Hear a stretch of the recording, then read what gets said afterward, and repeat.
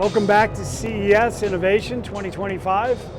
Here with Human Security for All, World Academy of Arts and Sciences, the United Nations, and of course, Conscious Capital Foundation. I am here with a winner, and it is Cody Soodeen. And I would love to start with this question for you, which is, what inspired you to do what you're doing? And tell us about your product. Sure. It's my favorite questions to answer, honestly. So, as we know, we make air into drinking water with our technology. Hold on. Say that again. We turn air into drinking water, potable drinking water. And there's a really good backstory behind this where it's really personal to me. Well, I grew up in a small town in Pennsylvania. We had well water. And we live in the mountains, the Pocono Mountains. So my family had health issues for a lot of time. They really didn't know what it was, kind of kept coming back. Doctors didn't really know. And then they went to a naturopath and they were like, can we test your water? Tested the water and it came back with extremely elevated levels of bacteria. So we shocked it like anybody else would. 2 months later, all over again. We realized that we lived downhill from everybody else, so everything in their water went to our well. So there was nothing we could do about it. So we switched to bottled water. We never thought that going from well water, which was amazing for us, would go to bottled water. You know, when you have water right there. Now fast forward a couple of years, I go to school for architecture, and I learned about this little beetle called the Namibian Desert Beetle in the Namib Desert. And the way that it survives, I'm sure you heard of the story, it's a beautiful story. It is. It's an amazing phenomenon, right? Please. Yeah. It climbs up on top of a sand, it's about this big, an inch, climbs up on top of a sand dune, and these gale force winds come from the ocean right next to it, carrying a fog over the desert. And as these gale force winds hit the shell of the beetle, it sticks its legs in the ground, the fog hits the shell and starts to condense. And it starts to turn into little water droplets. And somehow this little beetle knows to tip itself over to let the water drain down its body and then drink the water from its own shell. It's beautiful. Biomimicry.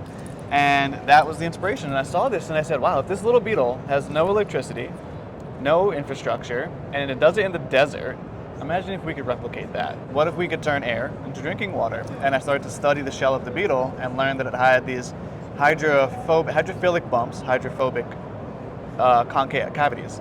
So the hydrophilic would attract the water, the hydrophobic would repel it. So as it started to collect on the bump, it would drain, slide over the bump, the valley. Attract, repel, repel until it forms a droplet. Right. So then it becomes subject to gravity, and then it can tip itself over and drink the water. Our technology is pretty much an exact replication of how that shell works on the beetle. So we can pull the humidity in from the air, and it gets stuck to this material that we have in the device that's adsorbent, similar to the shell of the beetle.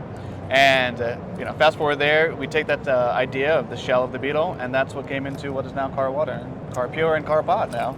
So that one got the CES Innovation Award, Time Magazine Best Invention 2022. Really well decorated, sold out of that a couple times, did really well. High price point premium model, hot, cold, room temperature, alkaline water. We really focus on the consumer.